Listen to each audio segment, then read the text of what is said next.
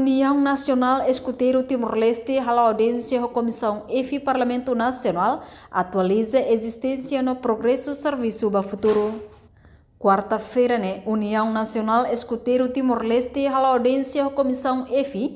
trata assunto saúde, segurança social e igualdade de gênero, onde colhia com a existência UNITL, progresso no desafio serviço durante e Hasoro.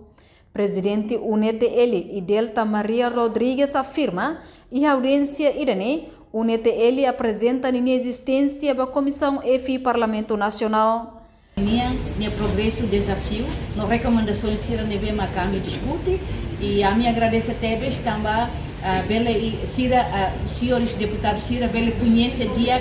saída maca UNITL e nós saída precisa considerar nós saída precisa atuar o valor a noi irane importante também UNITL sai membro barak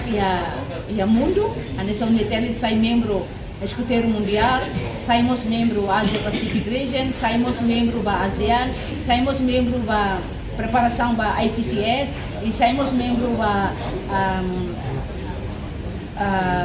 comunidade de países lusófonos e a estudiante que a presença a minha importante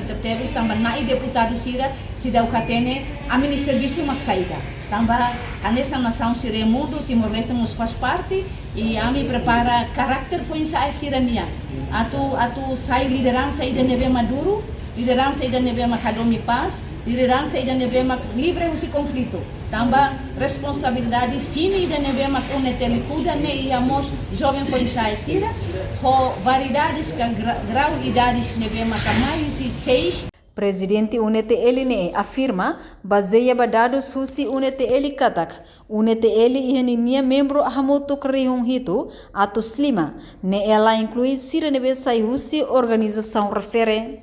Reportagem Melda Fátima, Televisão Timor-Post. Janela informação ba emohoto, atua tem informação atual dia kliu, kita haluha, haneham botão subscribe, like. Halo comentário no Fahia Tutang ba media sosial hotu.